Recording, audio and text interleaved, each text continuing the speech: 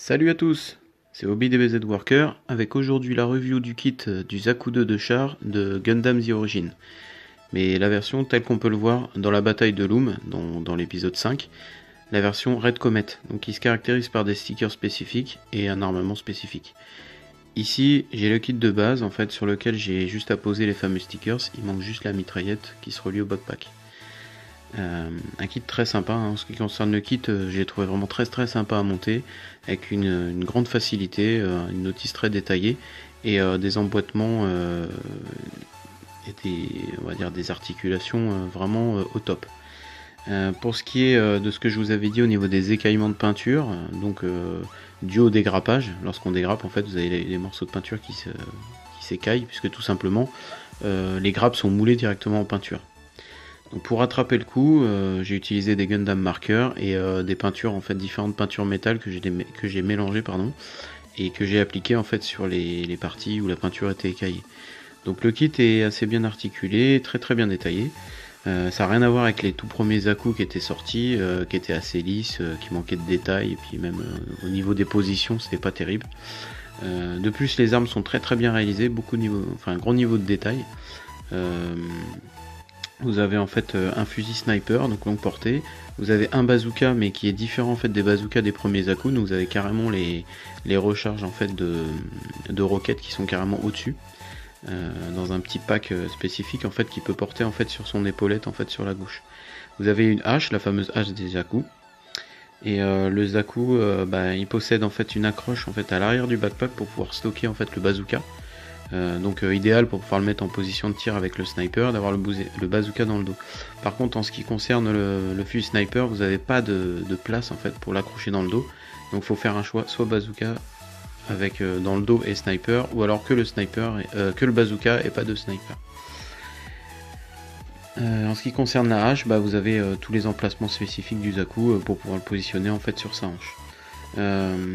Donc ici le modèle retrouve toutes ses lettres de noblesse dans les deux derniers épisodes de Gundam The Origin, qui retrace l'histoire de Char Aznable.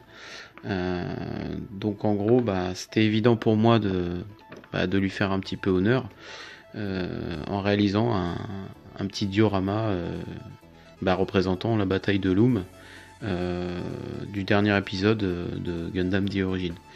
Donc ici, Char Aznable dans mon diorama, vous le verrez, traverse la flotte spatiale de la Fédération dans une bataille frénétique.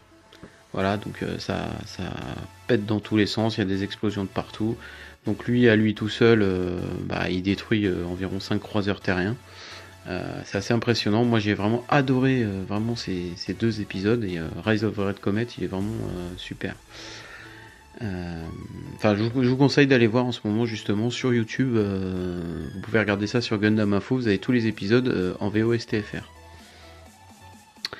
Donc en ce qui concerne le diorama, donc j'ai réalisé une explosion en fait sur une base d'aluminium. Donc j'ai pris des boules d'aluminium que j'ai compressées, je les ai fait en boule, je les ai collées entre elles, j'ai repassé de l'aluminium dessus, j'ai modelé et collé. Ensuite j'ai recouvert le tout d'une pâte à modeler auto-durcissante. Donc très bonne qualité au passage, cette pâte à modeler. Je crois que c'est DAS la marque. Donc à l'intérieur de la dite explosion, j'ai inséré l'embout d'une action base, en fait avec l'adaptateur, pour pouvoir poser mon gunpla dessus et pour que ce soit le plus naturel possible. Avec des petits embouts correspondant à chaque fois. Donc là j'ai pris un embout vraiment spécifique. Donc pour la couleur que vous voyez, donc le rose pétant, ça correspond en fait aux explosions des croiseurs quand ils explosent en fait dans l'OAV, dans le dessin animé. Vous voyez en fait des explosions classiques jaunes, mais surtout quand les croiseurs explosent certains vaisseaux, vous avez des explosions roses. Alors me demandez pas pourquoi, je ne sais pas. Moi en fait j'ai reproduit exactement ce qu'on voit dans le dessin animé quoi. Donc des grosses explosions roses pétantes, flashy, avec des petits morceaux noirs, donc ça représente en fait les morceaux de carlingue des vaisseaux. Donc ensuite par la suite, pour donner un peu plus de dynamisme, donc j'ai fait une explosion en fait qui est assez développée et qui part en hauteur pour pouvoir poser mon Zaku dessus. Ensuite j'ai réalisé des tirs de vaisseaux, des vaisseaux spatials, tout simplement en utilisant des tiges de grappe. Donc vous prenez des grappes transparentes en fait de vos gunpla et vous prenez en fait les tiges les plus longues et je les ai collées entre elles et j'ai fait couler en fait dessus de la colle chaude, c'est-à-dire de la colle au pistolet à colle. Et par la suite, une fois que ça a été fait, vous avez un bel effet transparent. Et j'ai recouvert en fait avec des couleurs clear, donc rouge clear, vert clear et jaune clear. Donc clear, c'est des transparents. Donc du coup, ça a recouvert le tout pour masquer en fait les petites imperfections. Et à la fin, j'ai passé du vernis gloss pour donner justement cet esprit, voilà, vraiment laser brillant. Pour ce qui est de la petite plaque en fait en bois de soutien qui est en dessous, sous l'explosion, j'ai réalisé un fond noir, donc au gesso, donc par-dessus peinture, sur lequel en fait j'ai peint un paysage spatial, donc en utilisant un pinceau, en mettant de la peinture dessus et en tapotant en fait, en faisant des éclaboussures, et donc du coup ça fait des étoiles.